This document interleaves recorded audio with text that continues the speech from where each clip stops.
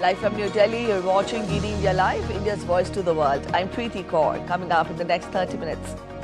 Prime Minister Narendra Modi to launch Gyan Bharatam portal at International Manuscript Conference in the national capital today, revitalizing India's unparalleled manuscript wealth.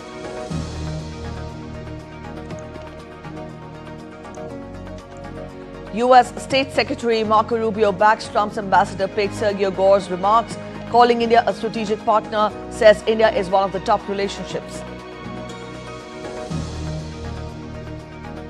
NATO allies bolster Poland air defense after drone raid blamed on Russia. India's Minister Dr. S. Jaishankar speaks to Polish counterpart, favors early end to the hostilities, while Trump says the action could be a mistake.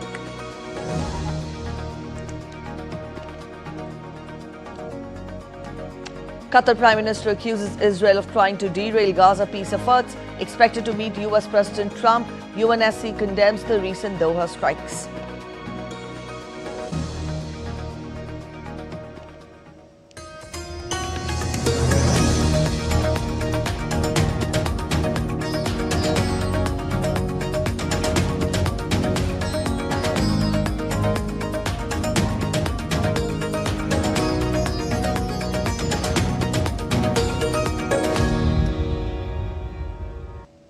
With an aim to revitalize India's unparalleled manuscript wealth, Prime Minister Narendra Modi will launch the Gyan Bharatam portal, a dedicated digital platform to accelerate manuscript digitization, preservation and public access, and address the gathering on the occasion.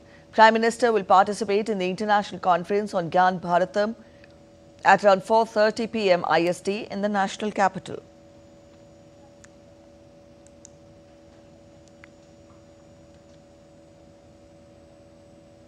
The Ministry of Culture's Gyan Bharatam is a landmark national initiative dedicated to preserving, digitizing and disseminating India's manuscript heritage.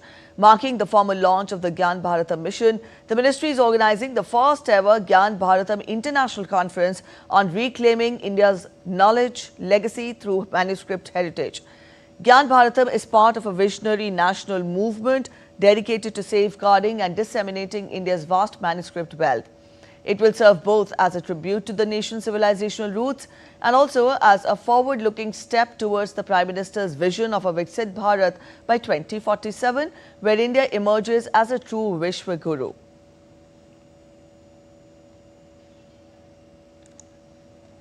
US envoy designate to India, Sergio Gore, has said that Washington and New Delhi are on track to resolve hiccups in their relationship.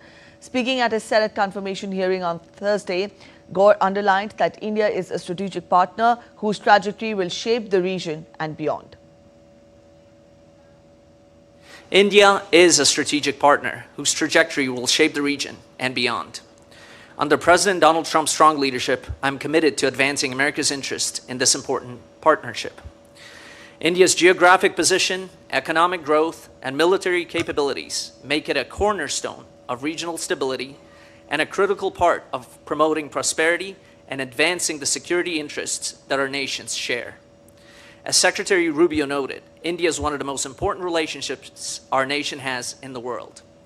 If confirmed as ambassador, I will work to deliver on the President's agenda and advance U.S. interests by increasing our defense cooperation, ensuring fair and beneficial trade, deepening energy security, and furthering technology. He emphasized that India's geographic position, economic growth and military capabilities make it a cornerstone for regional stability and a crucial part of promoting shared prosperity and security interests. We might have our moment of hiccups right now. We are on the track of resolving that. Our relationship with the Indian government, with the people of India, extends many more decades.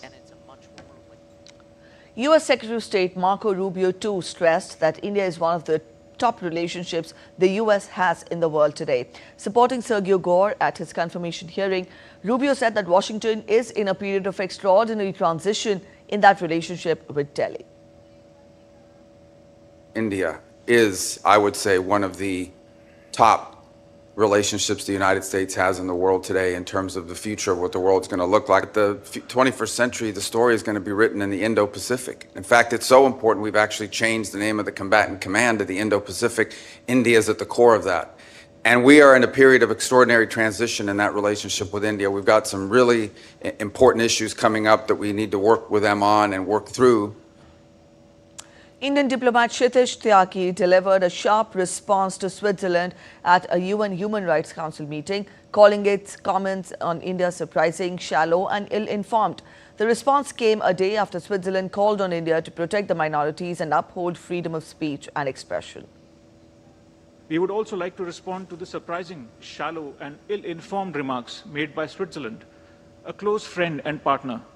As it holds the UNHRC presidency, it is all the more important for Switzerland to avoid wasting the Council's time with narratives that are blatantly false and do not do justice to the reality of India. Instead, it should focus on its own challenges such as racism, systematic discrimination and xenophobia. As the world's largest, most diverse and vibrant democracy, with a civilizational embrace of pluralism, India remains ready to help Switzerland address these concerns. The 17th meeting of the India-France Joint Working Group on Counter-Terrorism was held in Paris, France on the 11th of September. The Indian delegation was led by Joint Secretary, Ministry of External Affairs of Republic of India, K.D. Deval, and the French delegation led by French Counter-Terrorism Ambassador Olivier Caron. Both sides condemned the dastardly terrorist attack on innocents on 22nd of April in Pahalgam, Jammu and Kashmir, India this year. The two sides exchanged views on the current threat assessment in the respective countries, including state-sponsored cross-border terrorism, activities of terrorists in the respective regions, and the terror threat in the Middle East. The discussion on bilateral and multilateral cooperation focused on intensifying capacity building measures through training and exercises. The two sides further discussed broadening the scope of India-France dialogue to include organized crimes, combating online propaganda as a focused bilateral effort. In a significant step towards enhancing India's maritime security, the Indian Navy will commission INS Aravali at Gurugram today. Defence Ministry in a statement said that INS Aravali, named after the Aravali mountain range, is designed to strengthen the Navy's information and communication infrastructure. The crest of the base comprises national mountain imagery, perfectly symbolizing the unwavering and strong Aravali range, and the rising sun representing eternal vigilance, resilience and energy, in addition to the dawn of the niche technological capabilities in the field of communications and MDA. Thus, the crest embodies the steadfast commitment of the base to facilitate eternal vigilance in order to defend India's maritime interests. The ceremony will be presided over by Chief of the Naval Staff, Admiral Dinesh K. Tripathi.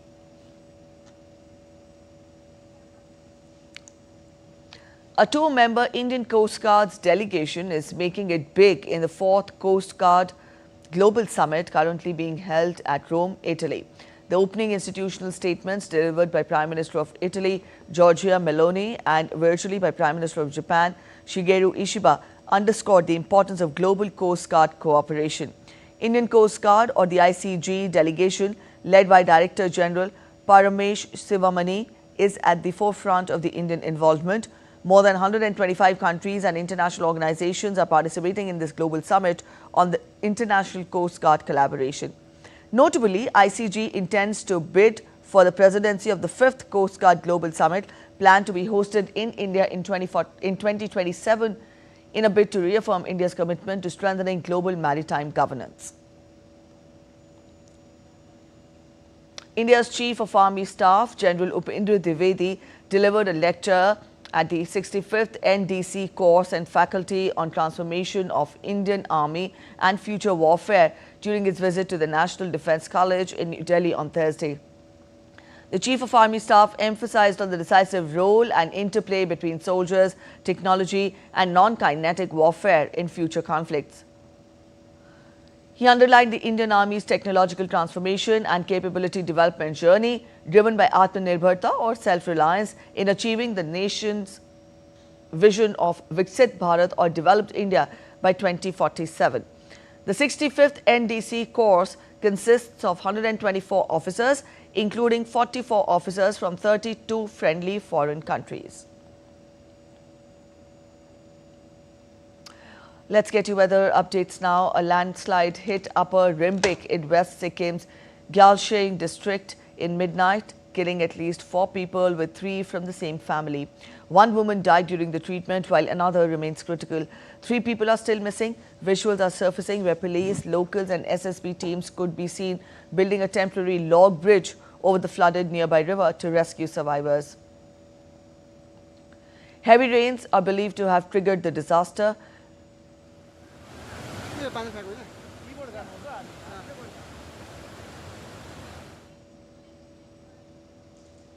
Rescue operations are ongoing as officials search for the missing and assessment of the damage is being done.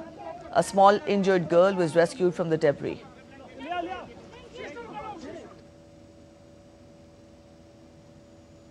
Meanwhile, India's Met Department has issued a nationwide rain alert, including a yellow warning for the north interior regions. Although the southwest monsoon had weakened over the state in the recent days, it is expected to intensify again.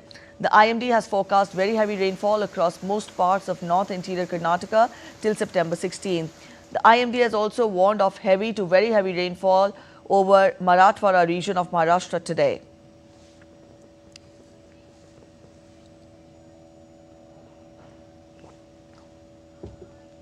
Similar persistent conditions are expected in the northeastern states of India.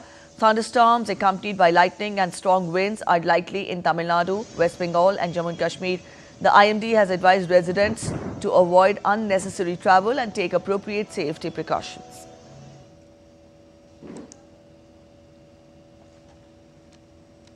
Following a temporary suspension necessitated by inclement weather conditions and essential maintenance of the track leading to the holy shrine, the Yatra to Sri Mata Vaishno Devi Shrine will resume from September 14th, that is Sunday, subject to favourable weather conditions. Pilgrims are advised to carry valid identification, follow designated pathways and cooperate with the on-ground staff. RFID-based tracking remains mandatory for transparency and traceability. For live updates, booking services and helpline support, devotees can visit the Shrine Board's official website, that is www.mavaishnodevi.org. The Shrine Board expresses its gratitude to all devotees for their patience and understanding during the temporary suspension. The resumption of the Yatra marks a reaffirmation of our collective faith and resilience, and the board remains committed to upholding the sanctity, safety and dignity of this revered pilgrimage.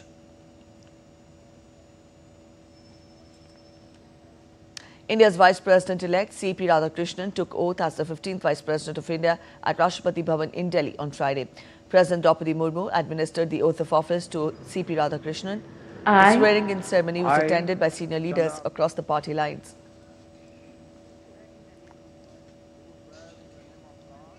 On Wednesday, the Election Commission certified the election, declaring Radhakrishnan as the 15th Vice President of India.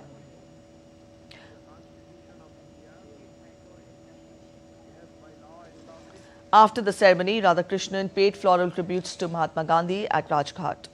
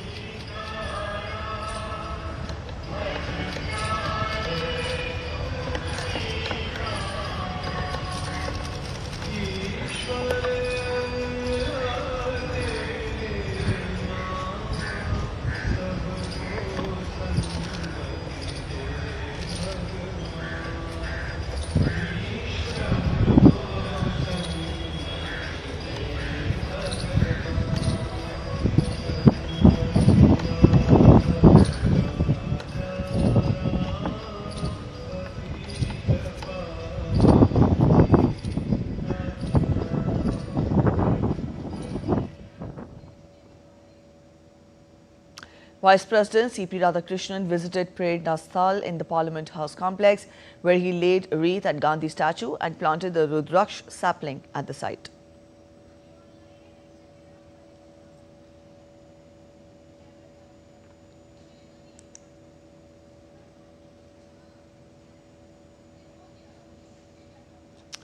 Prime Minister Narendra Modi attended the oath-taking ceremony of CP Radhakrishnan. In a tweet, he said, I quote, a dedicated public servant, Radhakrishnan ji has devoted his life to nation building, social service and strengthening democratic values. Prime Minister Modi wished him a successful vice presidential tenure dedicated to the service of the people.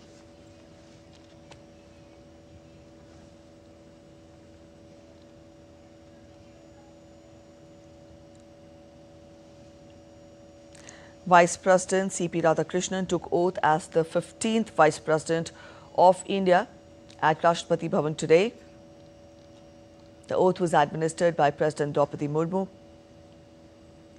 and the swearing-in ceremony was also attended by senior leaders across party lines. As we told you, the Election Commission had certified the election, declaring Radhakrishnan as the 15th Vice President of India.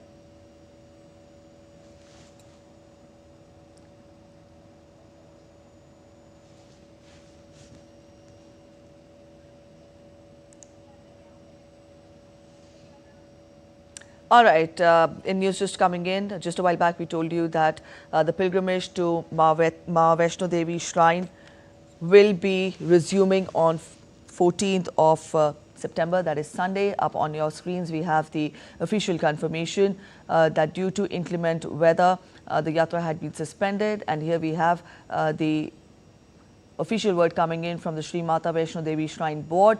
It however says it regrets to inform that the press note regarding the resumption of the Vaishno Devi Shrine previously scheduled for September 14th has been held pending further confirmation. So as just a while back we told you that the pilgrimage will resume from 14th of September. Here we have the official word coming in from Sri Mata Vaishno Devi Shrine Board that the pilgrimage will not resume on 14th of September due to inclement weather, and also the date has not been mentioned by the Shrine Board as of now when the pilgrimage will resume. But as a word of caution for the pilgrims, the Shrine Board has suspended the yatra because of the inclement weather. So this is the latest coming in where the Vaishno Devi Shrine Board has where the Vaishno Devi Shrine Board has given the official word that the yatra or the pilgrimage to Vaishno Devi Shrine will be not continuing, will not resume on 14th of September, that is Sunday, though a new fresh date has not been mentioned, but due to inclement weather conditions, the precautions have been taken. We will keep you updated as and when the developments take place in this, but at present we're heading for a short break. Stay with us. You're watching DD India Live.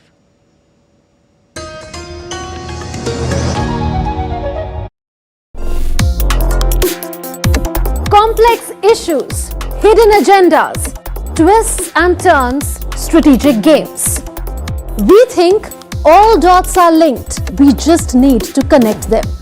Join me every week as I connect the dots to unravel hidden designs in statecraft, mysteries, and decode issues that matter to you. Watch Connecting the Dots with me at these times on DD India.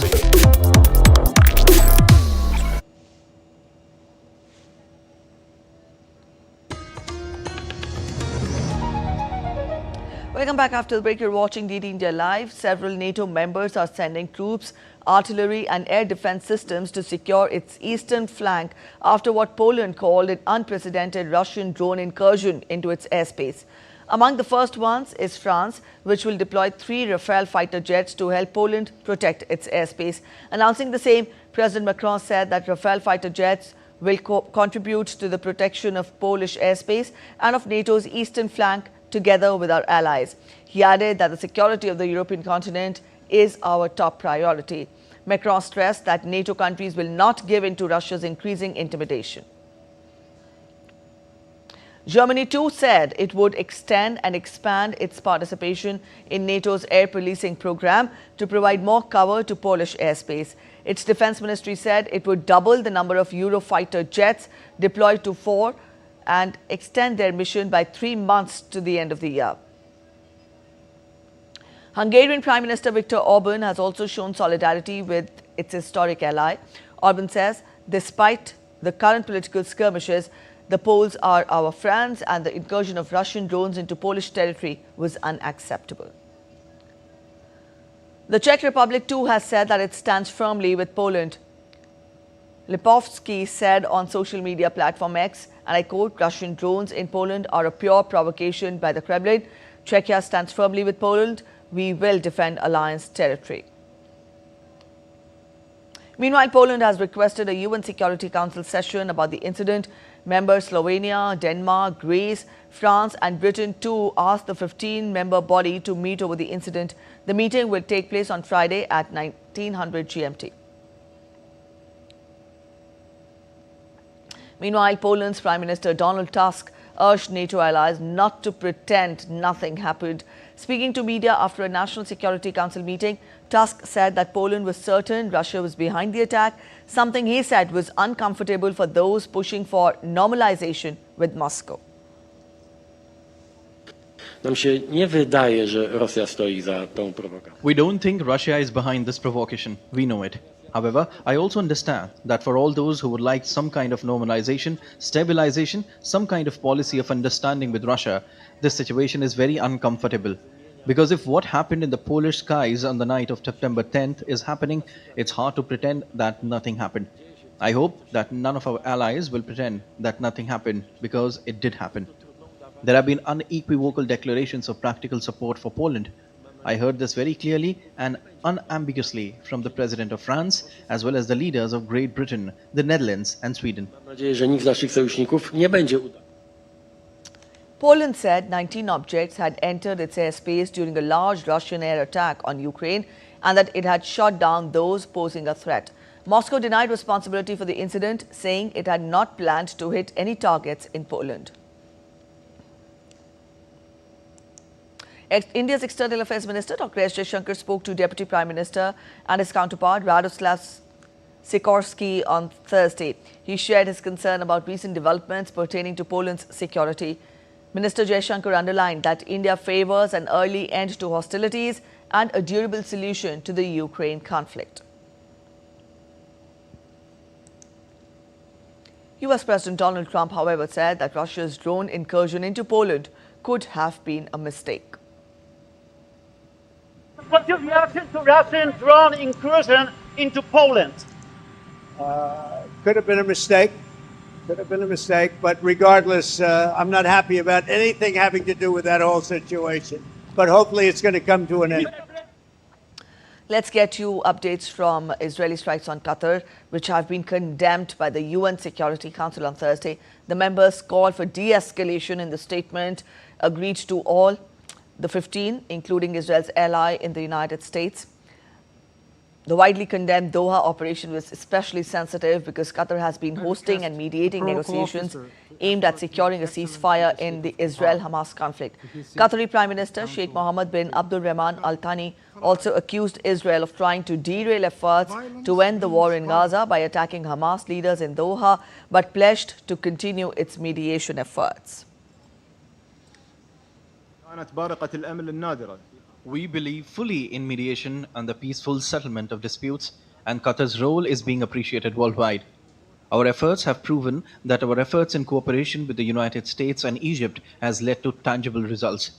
It led to the release of 148 hostages. It has led to providing humanitarian aid to Gaza. It was a glimmer of hope, a rare glimmer of hope in this Gaza.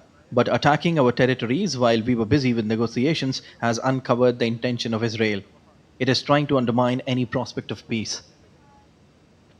Qatari Prime Minister will also be visiting New York and Washington on Friday and is expected to meet US officials to discuss the Israeli strike and the status of ceasefire talks in Gaza. Reportedly, he is expected to see President Donald Trump, Vice President J.D. Vance, Secretary of State Marco Rubio and the Special Envoy Steve Witkoff, the report added. Updates from Nepal now. Dialogue with Gen Z representatives, Nepali Army Chief Ashok Raj Sigdel and President of Nepal Ramchandra Paudel for appointed appointing Prime Minister of interim government continued on Thursday. A decision on who will head the country remains eluded despite continuous dialogue for 2 days held in the presence of former Chief Justice Sushila Karki and constitutional scholars. Also on Thursday night, President Podell and Speaker met and stressed that in the current situation, solutions may be explored within the ambit of the Constitution. So the discussion on whether or not to dissolve the parliament failed to reach a consensus. The discussion begins again today. Meanwhile, in the capital Kathmandu and other districts including Lalitpur and Bhattapur, prohibitory orders are issued today. The curfew is issued from 7 a.m. of September 12th, that is today, to 6 a.m. of September 13th, that is Saturday. Essential services can be reported only by public and union organizations. To make the life of the people comfortable, places of daily consumables will remain open from 6 a.m. to 11 a.m. and from 5 p.m. to 7 p.m. on Friday. That's it in this edition of DD India Live, but let us know your thoughts on the news of the day. For those of you on the go, you can get all the latest news and updates from India and across the world on the DD India mobile app. Now, this app is available on both Android and iOS platforms, and you can download the respective QR codes. We'll be back with more news as it breaks here on DD India. I'm Preeti Kaur signing off, and from all of us here in Delhi, thanks for watching DD India Live.